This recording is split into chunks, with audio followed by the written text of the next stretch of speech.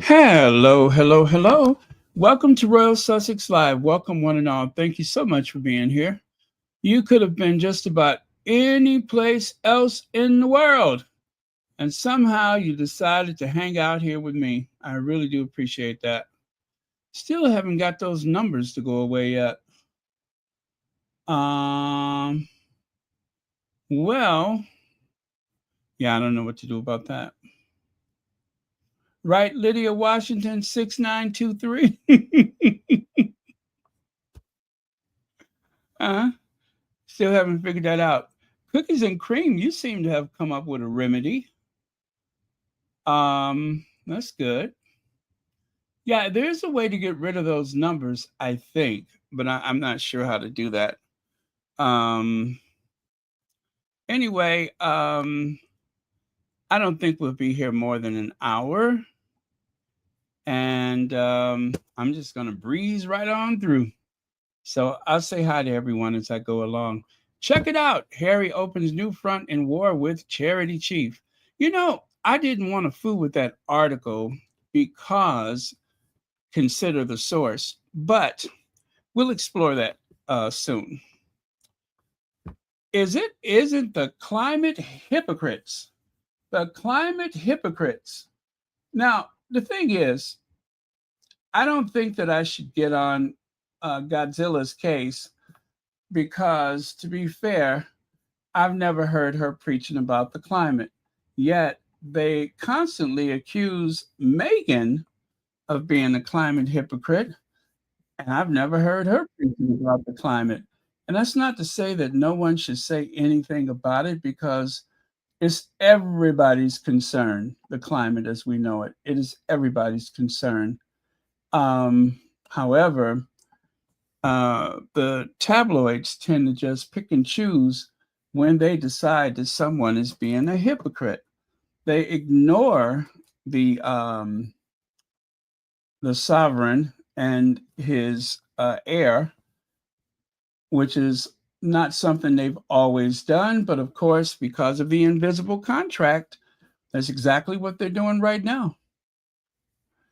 It says here in Feminagra, the British royal family's summer travel are once again making headlines in July. Questions swirled around Prince William and Princess Kate's yacht holiday in Greece. Queen Camilla, um, faces scrutiny after photographers captured her aboard a $30 million super yacht owned by Tory donor Wafik Syed. The proximity of these two stories has sparked speculation about palace dynamics and how the media chooses which royals to shield and which to scrutinize. See what I'm saying? William and Kate faced questions over Greek yacht trip. Last month, Greek media outlet reported seeing William and Kate on Opera, a £450 million mega yacht linked to UAE foreign minister, days after the Daily Mail presented a different account naming a smaller yacht Almax, based on the testimony of a single eyewitness who openly expressed disdain for Prince Harry and Meghan. Both yachts were in the area at the time, leaving the truth unresolved. Despite the intrigue, British coverage avoided sustained criticism of the couple. This is notable given their frequent holidays and lower than expected public engagements. In recent months, polling still shows them as the most popular royals at 74 and 71% favorability rating, respectively, a position that appears to allow them to get away with less work and more holidays. And that, of course, they're speaking of Will and Kate. Camilla's luxury holiday raised questions of political neutrality. The Daily Mail's new exclusive revealed Camilla's enjoying a Greek holiday on board Syed's yacht, Zenobia, said a Syrian Saudi billionaire and longtime friend of the Parker Bowles family. is a former Tory donor who played a central role in the 1980s Al Yamama, the arms deal, whatever that word is. While there is no suggestion of wrongdoing, the royal family's commitment to political neutrality is once again under the microscope. The optics are sensitive. Millions of Britons are struggling with the cost of living, while the monarch's consort accepts hospitality from someone with deep political connections. Former Minister Norman Baker described the episode as not a good look for the royals expected to maintain impartiality. Well, that's never stopped them before. Speculation over palace source of the leak, the timing of the Mirror's yacht revelation, has raised eyebrows. Just weeks earlier, William faced quiet but persistent chatter about his own luxury holiday. Some royals watchers have suggested that Camilla's story may have been encouraged from within the palace to shift focus. I repeat, Camilla's story may have been encouraged from within the palace to shift focus. There is no confirmation of this theory, but it reflects a wider belief the internal rivalries influence which stories reach the press. So let me dissect that one for you. Somebody leaked on Willie, and Willie leaked on somebody, right? Somebody leaked on Camilla, so Camilla's going to have to leak on somebody. And of course, as we know, when it comes to Camilla, she has a direct line to certain, so-called journalists. Hello, is this the Daily Mail? Senior Royal here. Hello. Yes, Willie. Willie and that Catherine, they are both on a yacht right now. I know, I couldn't believe it either. Only 450 million pounds? Yes, something ought to be done about it. Consort out, click. Well, both yachts episodes highlight how the royal family navigates public perception while enjoying privileges that connect them to politically and financially powerful individuals. The choice of which holiday to defend and which to expose may say much about the internal allegations as about public accountability. So, take a look there. Look at those two hypocrites, especially the one on the right. To be fair, not only do you rarely hear Kate talk, but when she has, I don't know that she's ever discussed the climate. So, but she's a hypocrite by her lifestyle, just the same. These summer yacht stories are more than glimpses into royal leisure. They show how reputations, popularity, and palace politics shape the way the monarchy is covered. When the most favored royals face limited fallout, while others find their holidays on the front page, questions of fairness and transparency are inevitable. The media quiet on royal yacht trips is a contrast. Like, for instance, these recent yacht holidays reveal more than royal leisure. They expose a striking media double standard. In 2019, headlines branded the Sussexes eco-hypocrites for taking a jet trip, and TV interviews like Sky News segment dissected their travel choices, framing their environmental advocacy as incompatible with their actions. Elton John's public defense, including the claim that he offset the flights, only intensified the debate. So here we have the royals spending $13 million of public money on private flights and helicopter journeys. William had the nerves to put the billionaires racing into space on blast, such as Musk and Bezos, and even not pictured here, but I'm pretty sure that he's referring also to Sir Richard Branson. I mean, look at there. Helicopter flights, private jets, multiple homes, personal train, climate change, hypocrite. Same thing. Helicopter flights, private jets, multiple huge homes, personal trains, and that makes him a climate change hypocrite. But you have the very unfortunate headlines of Camilla on a yacht, which was preceded by the Welleses on a yacht. And notice again, that article tried to downsize the yacht to a much smaller craft when the truth is it was a 450 million pound monster yacht.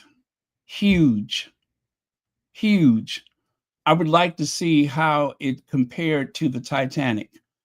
I mean, by modern standards, the Titanic is not so big anymore. So again, I would like to see how that would compare to the Titanic.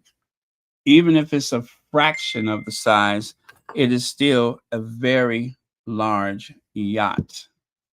Very large. With a crew of, I don't know how many, 50 or something like that. I mean, look at there, a swimming pool, a helicopter pad, and so on and so on. Now, this is what they were referring to right here. So let me cue this up for you, and we will talk on the other side. Here goes. This was an interview about the very topic that we were speaking of. Okay, give me just a second. And all right. First of all, do you think that the press are too quick to attack and criticise the royal family? No, not quick enough, actually. I think the press generally have been quite different. But what we're seeing now, probably because there is a heightened awareness of the debate around democracy, the need for leaders to be accountable, I think there is a more cultural kind of and political push towards making our leaders accountable. So they can't really be surprised when they make political comments about certain issues that the press is going to discuss it and the public. And the press discuss it, but in this case, do you think that they got it wrong? They were accused of hypocrisy for talking about climate change, but then travelling on a private jet. But it turns out that Elton John paid for it and made sure that it was offset and that the flight was carbon neutral. I think The Sun, when it talked about them being sort of eco-warriors and then getting on private jets, had a good point to make. And I think that not all of us can afford to offset our plane travels or any kind of travels. We can't all afford it. So all these things are actually highly contentious and are worthy of debate. Nobody's saying that the royals shouldn't go on holiday. I'm just about to go on holiday, kind of near them actually. But, you know, I think that the point is that they're making political comments about things. They're not neutral comments. Maybe they think they are, but they're not. Okay. Do you think that the press are too quick to attack and criticise the royal family? No, not quick enough, actually. I think. All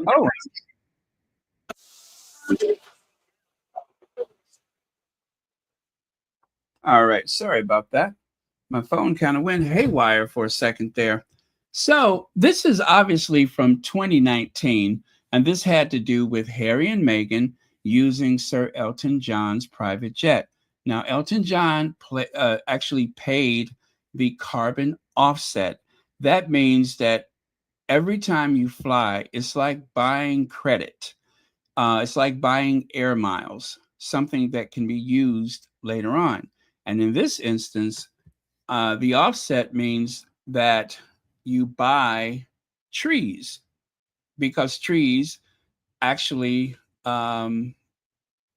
generate their, color, their and everything from the carbon emissions.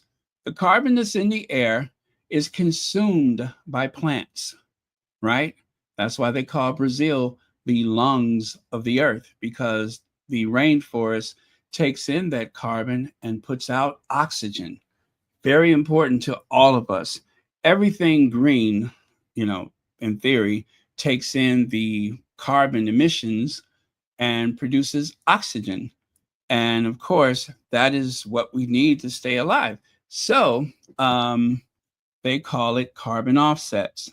Well, because of that big fuss about the Sussexes, you may recall that the Sussex squad actually planted a forest in the name of Prince Archie, if I recall at the time, as our own way to offset the offset. So I still don't recall ever hearing Harry or Meghan making a big fuss about who travels.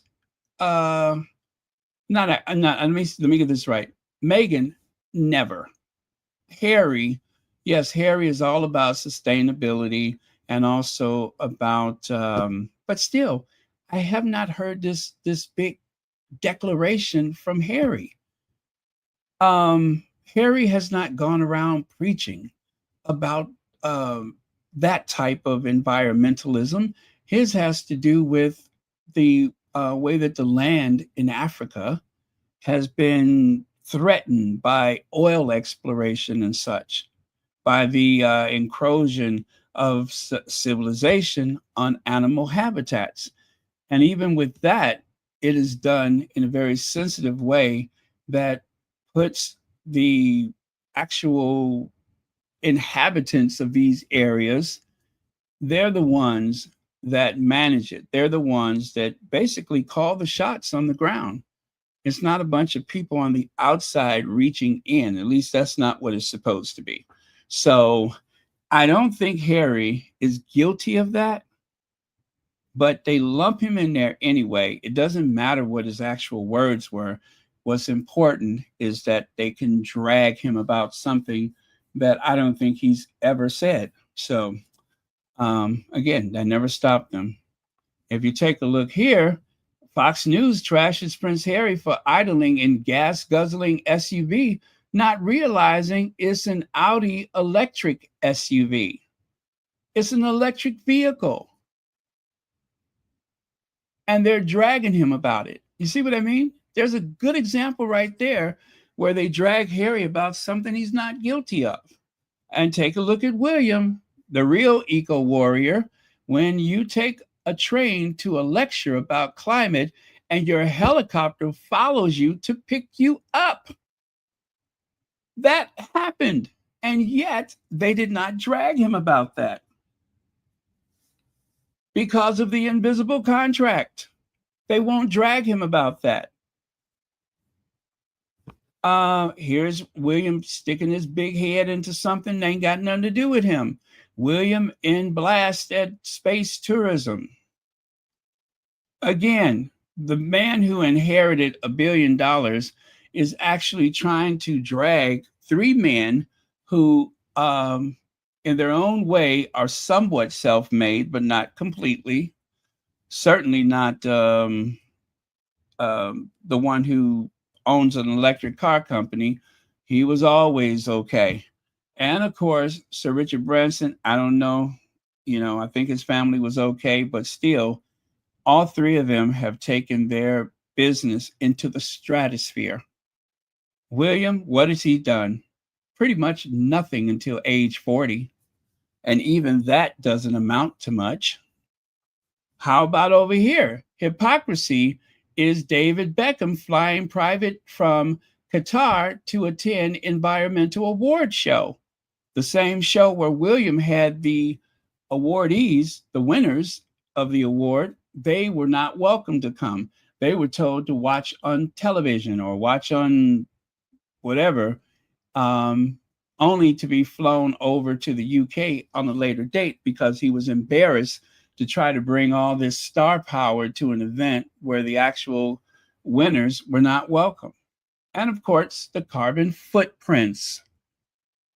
There's Kate wearing stilettos, flying to a place where she moved a bunch of empty boxes with a camera crew in tow.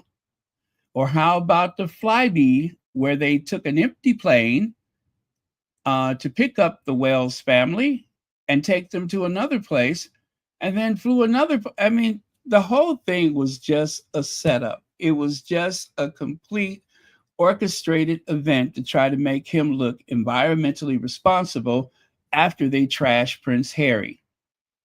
Well, the Sussexes. And then it just goes on and on from there. So they say one thing, but they do something very different.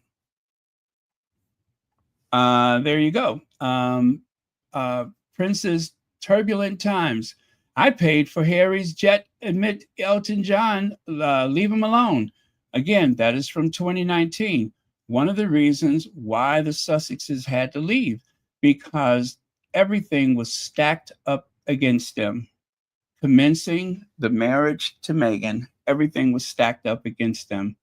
And they got these daily horrible headlines, whereas otherwise they leave the rest of them alone. And they wonder, why did they leave? You should have just stayed.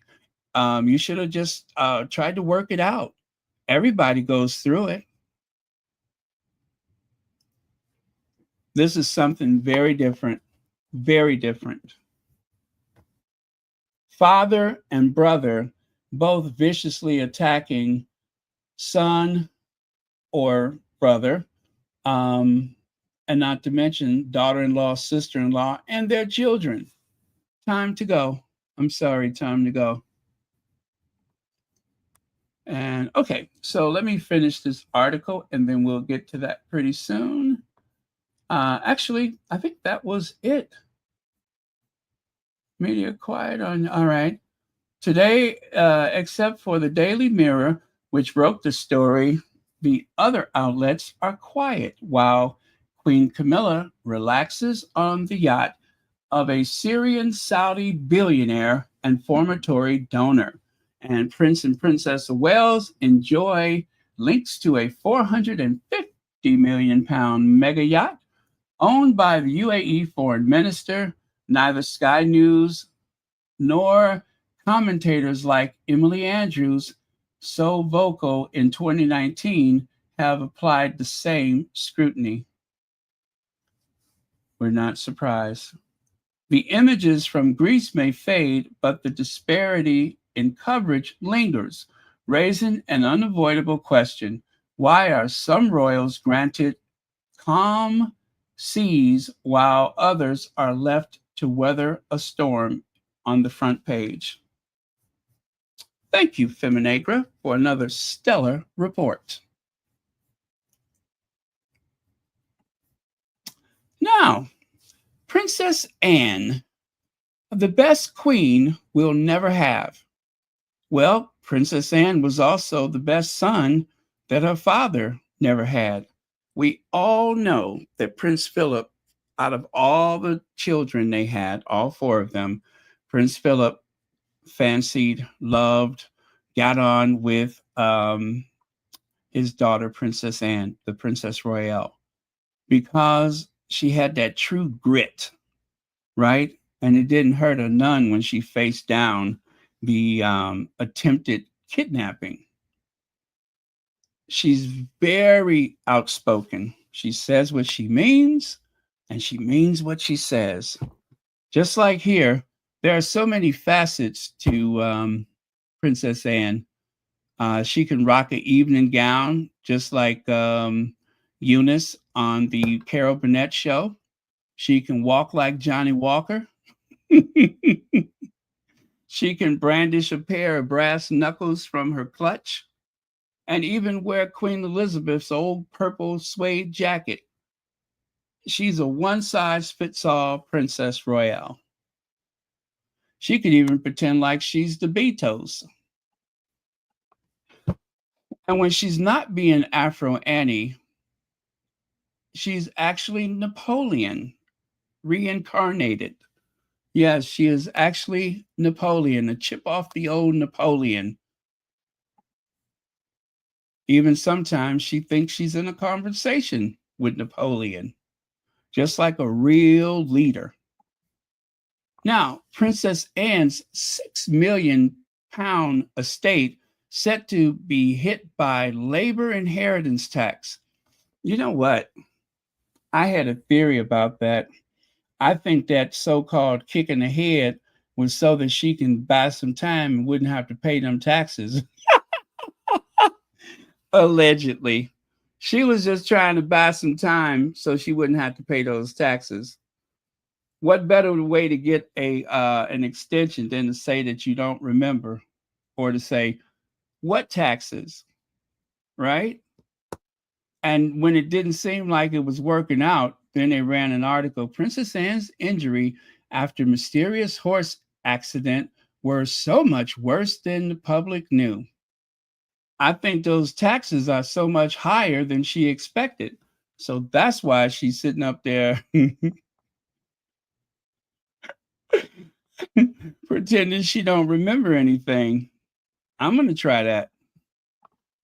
And of course, Princess Anne, if she were queen, she wouldn't have had that great career as a model, like that time she did that ad campaign for Newports.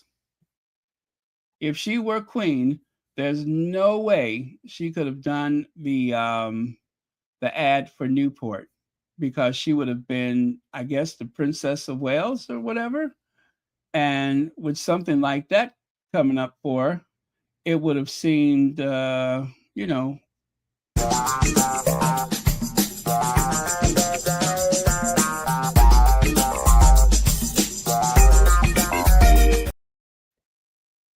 And also, as you know, she loves to cosplay Fred G. Sanford. We realize how much she identifies with Fred Sanford from that time we actually had a chance to see her living room. That said everything we needed to know.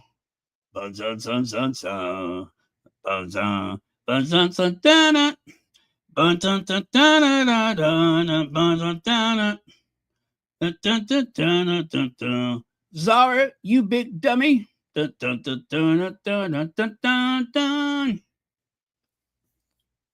Anyway, and of course, there's that weirdness of her hanging around with what some people believe to be her actual blood family. They said that the real Princess Anne is not royal at all. She's not of royal birth, but that somehow she may have been switched at birth or something like that. I don't know. I don't know how she can be related to all of these people, father and mother's side, and yet call herself Princess Royale. And y'all know black people love purple. That's why she wanted that jacket so bad. Everybody know black people love purple. And of course, her Fred Sanford antique store saloon. I mean, this place is an absolute nightmare. Hello? Yes?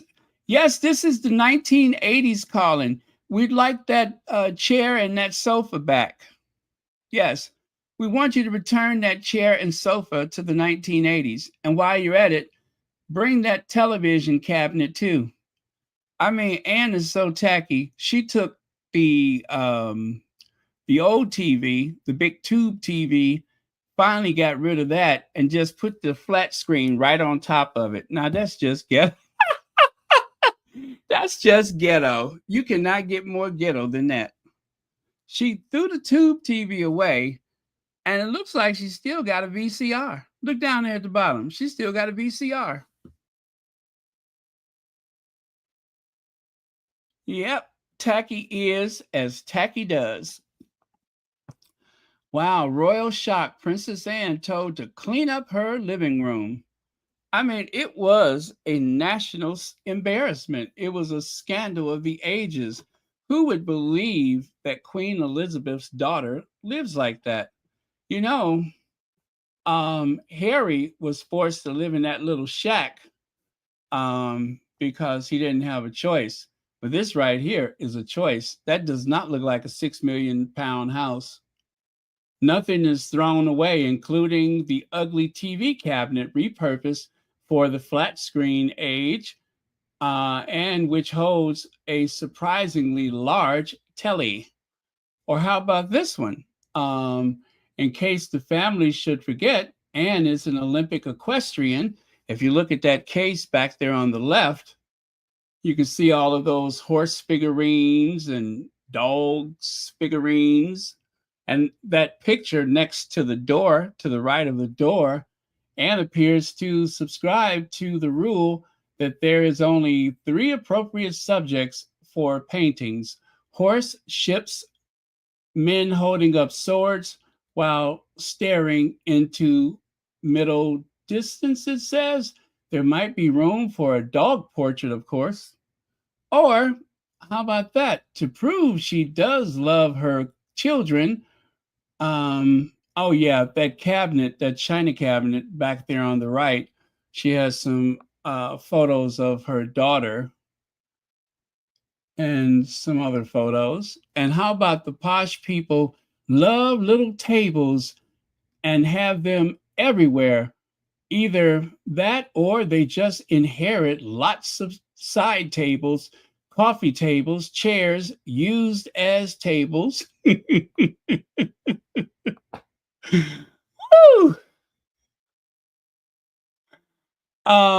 They just adore an extra surface. Well, that means there's more stuff to put on the top of it, and of course, more stuff to collect dust. And let me see. You can see that there's a dog bed next to the television. Unlike curated bookshelves, they just put all that stuff on the coffee table. And of course, the armchair and sofa, 2 parts of what used to be called the 3-piece suite, or is it suit, which formed the backbone of British living rooms, is threadbare, but still perfectly usable, of course. I mean, look at it. It is threadbare. She don't throw away nothing. Anyway, that is the queen that we never had or never will have. I mean, it takes me 10 or 15 minutes. What do you think she's referring to when she says, I mean, it takes me 10 or 15 minutes? What do you think that means? It takes me 10 or 15 minutes. I'll tell you what it means. She said she did her own hair. And you know what? I think that 15 minutes is too generous. If she would have said 5 minutes, I'd have believed that. But 10 or 15 minutes, and it looks like it too. Okay, I got another sound bite for you. This young man, I don't think I've ever seen him before, but he is speaking truth. Uh-oh, let me try that. The hate for Meghan Markle is real. It is real. The way these women are hating on Meghan Markle right now. It's, I mean, because of her new venture, her lifestyle venture and cooking. Basically, she's taking over lifestyle right now. And it's almost like I don't know, but I've been seeing videos and looking at the comments and what people say about Meghan Markle. It's crazy. And this lady don't do nothing but mind her own business. That is it. And take care of her husband and her kids. It's crazy to me. It's almost like she stole their man. I'm talking about hundreds of thousands, if not millions of women. It's like this woman stole all of those ladies' men right under their feet, right from under their feet. Meghan Markle did, and they hate her for it. And it's evident. I just think it's insane. I think it's insane. Like, seriously. Like, y'all are mad at this woman for marrying the prince, which I guess to a lot of women, that was their prince. And they wanted to be the princess, and Meghan Markle ended up taking their dream.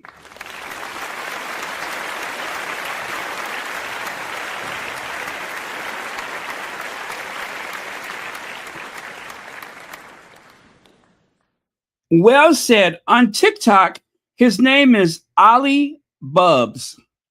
Ollie, OLLIEBUBS 09. Ollie Bubs. Bubs. B-U-B Bubs. Thank you, Ollie. Well said. Well said. Okay. What do we have here? Got us a super chat. It's not a dog bed. It's where Ann sleeps. Thank you very much for that, Bessie Ogden. Bessie again, Ogden. Thank you very much for that. Something tells me Ann would be pretty much comfortable curling up just about anywhere. Like a Navy SEAL, she's pretty rough and tumble. Speaking of rough and tumble, check it out. Nana had some kind of engagement or something today. Oh my goodness. And it looks like she's got on several wigs. She's got a wig on the left. She's got a wig on the right. And she's got a wig on the back. I mean, she's all wigged out. I wish I could show you the video, but I don't think I can. But look at how she's posing there on the right. She was like, oh, they want to take my picture. Oh. And she lifts up that arm and lays it across her chest like that's going to make that wig make sense. Oh, my goodness. And lots of gold eyeshadow.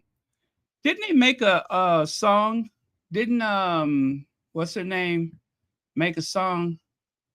Ba, ba, ba, ba, ba, ba, ba, ba.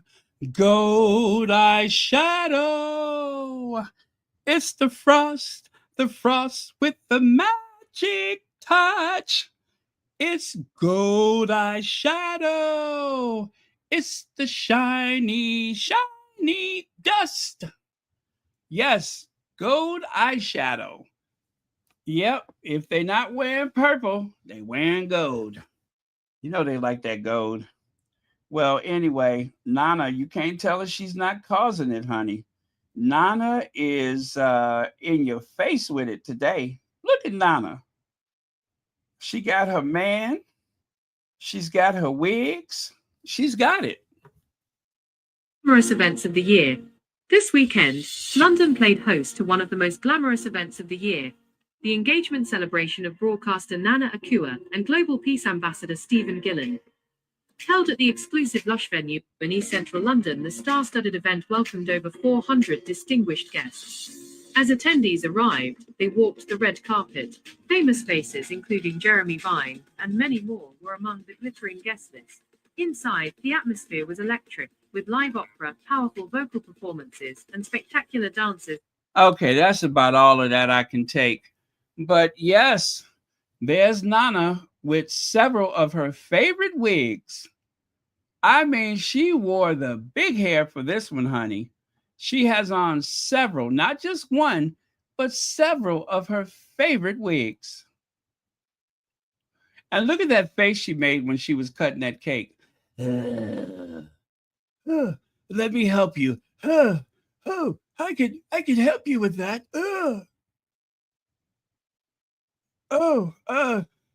Prince Harry, I can help you with that. Look at Nana helping. I can help you. I love the fact that she's trying so hard to be dainty and, very, what's the word? Domestic. Yeah, she's trying to be all ladylike, dainty, and domestic. See how she put that hand on her hip? Yeah, if she's not putting her arm across her chest, she putting that hand up on that hip, trying to be such a runway star. Anyway, that's our Nana Akua. And of course, when she's not doing that, Reign that King Charles may never be Prince Harry. Prince Harry. Prince Harry.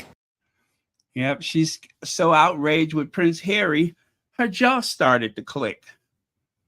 Maybe that wasn't her jaw. Maybe that was one of those hairpins like breaking. You think so? Maybe she just broke a hairpin. Okay, Harry opens new front in war with charity chief. Now, I did not think that I would share this article, but it started making sense to me, and you'll see why. Now, I'm not encouraging anyone to go and give them any engagement, as they've already made enough money over the years, dragging the Sussexes for things they didn't say or do. And, well, I don't think that we should casually contribute to that. But, and then also, we don't know that everything that they say is true. That's another thing to consider. Like, for instance, when they say that Harry pressured Sophie to make a statement about the incident on the stage, unless I hear it from the Sussexes, I do not believe it. I do not believe it. So, no, no, no, no. Okay.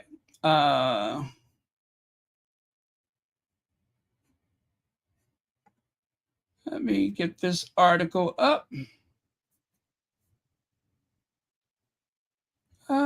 Is that the right? Let me check again. Want to make sure I'm opening up the right one.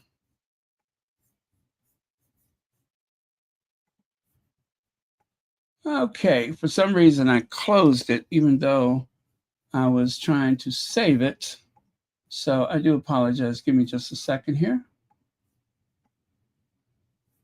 Gold eyeshadow. It's the frost with the magic dust. Gold eyeshadow.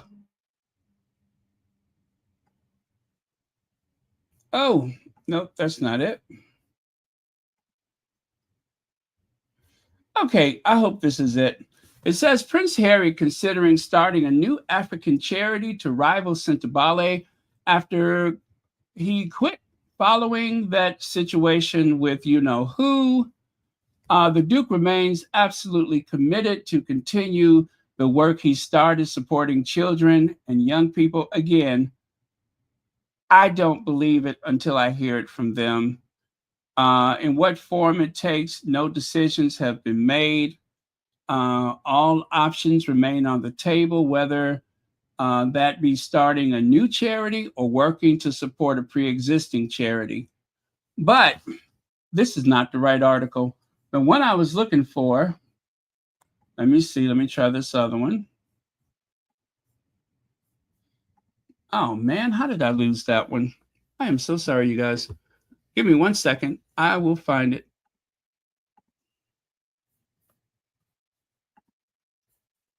I lost track of it.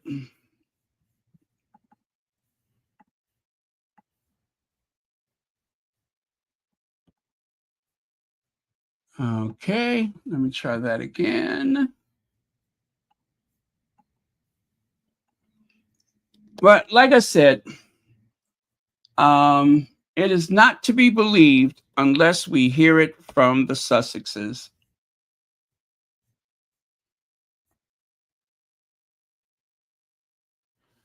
Okay.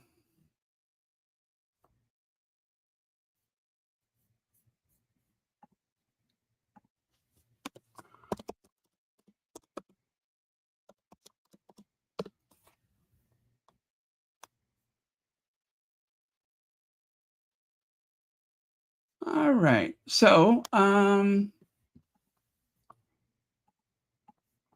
on Sunday.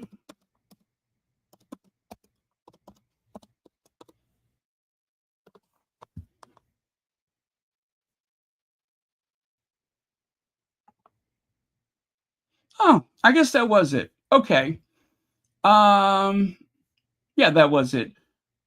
The Duke remains absolutely committed to continuing the work he started, that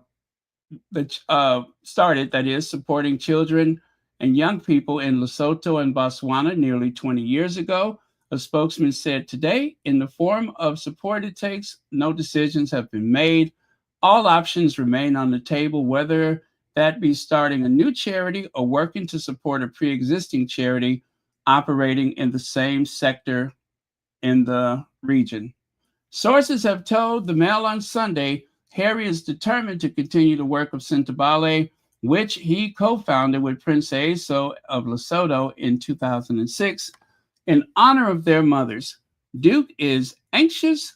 The fight against poverty and AIDS in Lesotho and Botswana carries on, and it continues. He and Prince Aso are keen to work together on a new venture. I mean, this is more educated guess than them actually knowing something.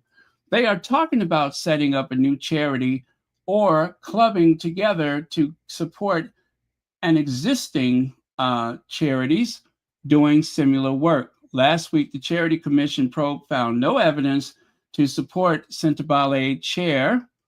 Let me see. Okay, this is what I was looking for.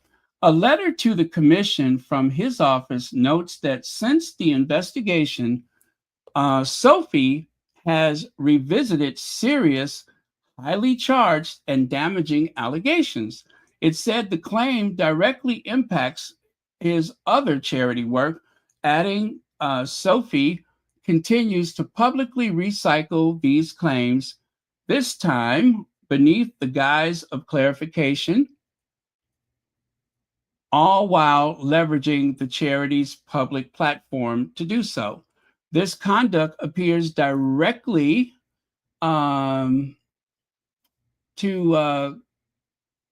directly something you're warning. Trevine, you're warning about the risk of airing internal disputes in the media. So she's doing what they just criticized both parties of, and that is, arguing the merits of those accusations in public, when the commission said all of this should have remained private. But we all know who brought it to the public. That was Sophie. It seems to constitute an ongoing misuse of charitable resources for the pursuit of personal vindication. Despite rejecting bullying claims, the Charity Commission found problems with Sentebale's governance and rebuked all parties for allowing the dispute to play out in public. However, it said Sophie and the board could remain in place, a decision that left the Duke devastated and complaining of a hostile takeover. The newspaper can now reveal startling new details of the background of Sophie's 2023 appointment. In the mail to fellow board members, an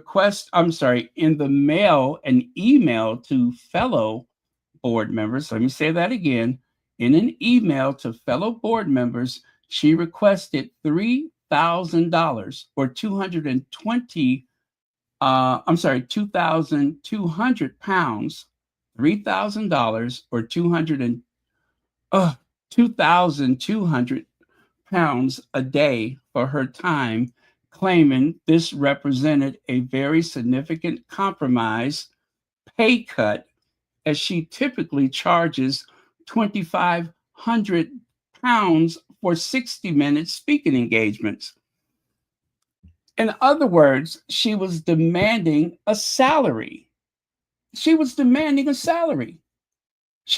$3,000 a day for her time. $3,000 a day, citing that it's a pay cut because for speaking engagements, for a 60-minute speaking engagement, she usually charges 2,500 pounds. A source said it raises eyebrows amongst trustees and was in stark contrast to selfless pro bono spirit in which most served. In other words, Nobody was taking a salary. She is the only one who expected to be paid.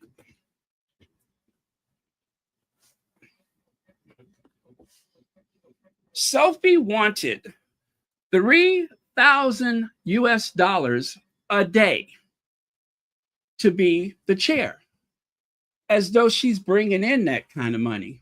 A source said it raised eyebrows amongst trustees and was in stark contrast to the selfless pro bono spirit in which most served.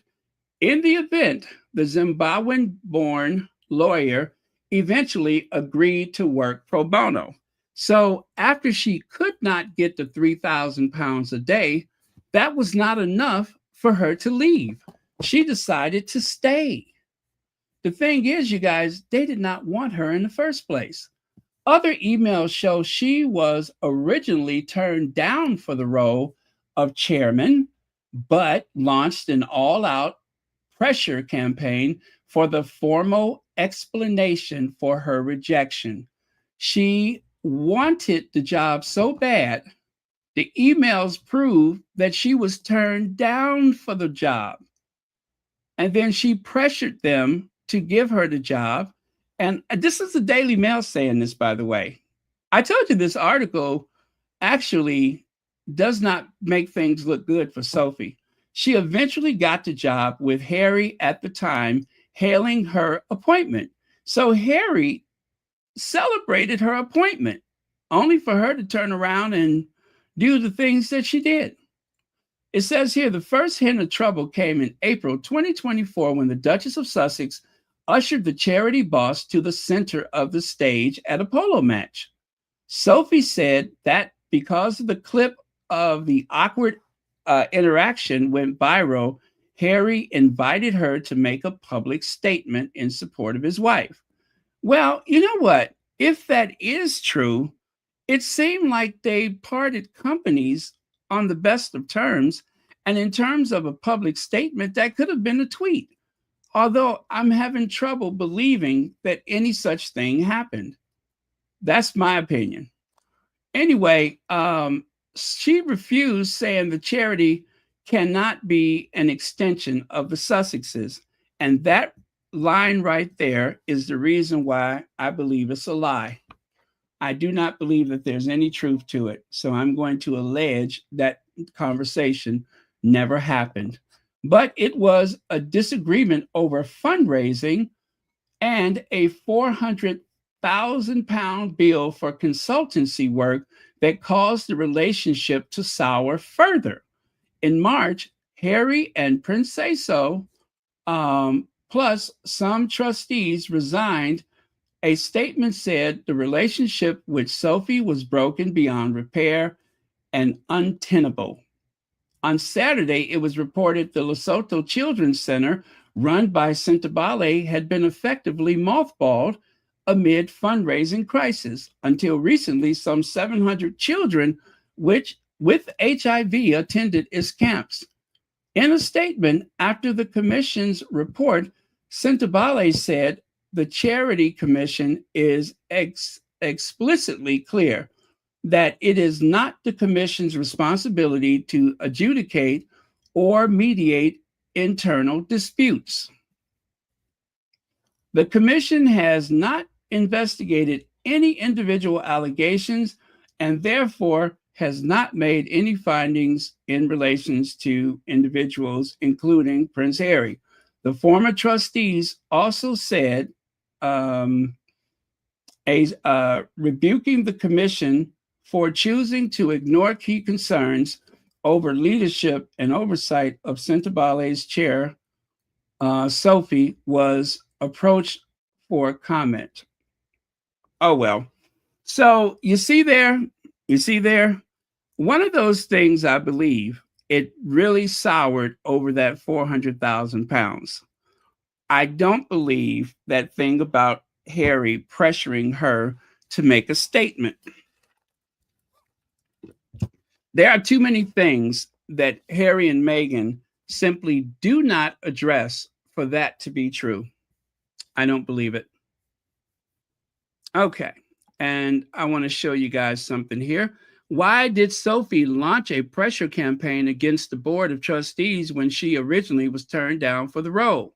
Why was she so desperate to get a job that was practically harassing them to give it to her to the point they relented? I bet you it had something to do with a race card. Why was she so desperate to hang onto it when she asked to resign repeatedly to the point she was going to sue to maintain? I'm sorry, when she was asked to resign repeatedly to the point where she was going to sue to maintain her position, a voluntary position, a voluntary position. This is adding more fuel to the theory that this was a setup from the beginning for certain people to want her to infiltrate the leadership of Sentebale and destroy it. And again, yesterday, I found this stock photo that was used on her, whatever that company that they made up. Right there, you can see where these stock photos are available to anybody who wants them. Photos that are provided courtesy of the National Cancer Institute. And right there, you see this? This I saved since August the 9th, 2023. That was when Harry and Nacho had went to Singapore. Now, this is a translation of what you see beneath her picture. Sentebale member, full of foundation, Sophie, her biotech outfit, Nandi Life Sciences, in Ginkgo, late something chief, 7th rank something something award examiner chairman. Why was Nandi mentioned on this flyer? Why was it even? It was not in any way part of that trip to Singapore. Now, I translated this. The grammar, again, is going to be really bad. The power of sports is great. It transcends all differences and connects people. In addition, it gives courage and a purpose to live and fosters order, friendship, and health. It also revitalizes society and brings peace. Invictus games enrich the lives of wounded and sick soldiers with the power of sports. Sentebale, who eradicates, I think they mean Sentebale. When it says Sentebale, I think that means Sentebale. Again, this was translated from Japanese. So Sentebale, who eradicates AIDS through education, started by Prince Harry, the Duke of Sussex. ISPS has supported this activity since the beginning. At this summit, people involved and guests will be proud of the new value of sports, power, and charity. Please join us. Now, again, that is what the flyer here says. And under Sophie's, I don't know how it got there, but that Nandi Life Science was included. How did that happen? Now, here's Harry on the stage. The one thing I noticed about this, and I didn't notice it at the time, she was nowhere on that stage with all the other people, nor should she have been. And you can see that backdrop there. It mentions Invictus games, which ISPS Honda supports, Sentebale, which ISPS supports, but no mention of that Nandi crap. And not one sight of Sophie. I guess it wasn't Sophie's choice. Anyway, Harry and Nacho at the airport. No sign of Sophie. Maybe she got there on her own. But eventually, she did bubble up to the surface. Singapore, August 12th. There's Sophie, and there's the rest of the people there. So for some reason, I thought that this was in Japan. I still believe that this was in Japan. I think Sophie was in Singapore, but she was not in Japan. I'm not sure about that. I was trying to, anyway, all of this happened within a few days. I don't think she was here, but I know she was there. See what I'm saying? Like, what is the date on this one? August 12th. And I've had this black and white thing since the 9th of August. So there you have it. And right here it said, I did a summary of the new developments, including spin on consultants on InstaStory. After a full year under Sophie's leadership, main sponsor ISPS Honda withdrew their sponsorship in 2024, despite prior involvement with Sentebale or Sentebale. Over a decade, the board was right to question her. So again, ISPS Honda, they dropped Sentebale in 2024 for obvious reasons. And you see there's Honda up there at the top. There it is in the middle.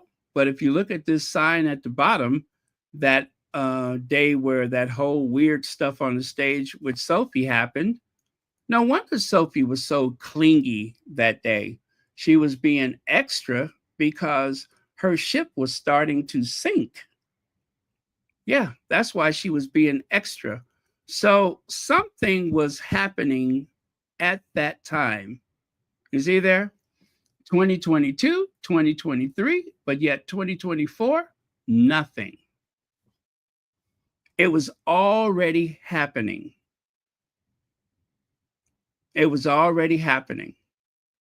Sophie, at that point in 2024, I guess she would have been on the job for maybe a little over a year. Go figure. Okay, he's at it again. Dionne Warwick said, getting involved in women's business again. I see whatever she said, it cuts off. Piers Morgan accuses Beyonce of cultural appropriation for her Levi's campaign. Very disappointed to see Beyonce such and such. You know what? Once again, a rich white man going after a black woman. I tell you, it seems like it's their national or international pastime, targeting black women. Any strong black woman, any self-sufficient, what do you call it? High-achieving black woman is subject to people like Piers Morgan. Hoghead Piers Morgan again. That is misogynoir. He goes after all women. Don't get me wrong. He'll go after any woman, but he seems to be particularly prickly when it comes to black women. This was posted today. It appears as though Khloe Kardashian, that is, it appears as though she received a basket. Some people were not happy about that for some reason, but it appears as though Khloe received a basket. Why? I'm not sure, but she was very appreciative. I guess that all that matters. But that was a post from our Duchess and also from Khloe. You can see there on the left. Anyway, with that, you guys, I am going to say good night. Thank you so much. I am about to go and watch The Gilded Age. Ooh, I cannot wait. I am going to go and watch The Gilded Age. I may or may not be back later to discuss it, but I am looking forward to it. They actually had the occupant of the White House in the middle of this image.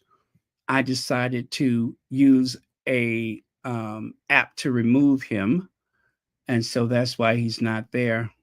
they were making some point about the new Gilded Age, but I wasn't having it. The summer I turned gilded. And there we go.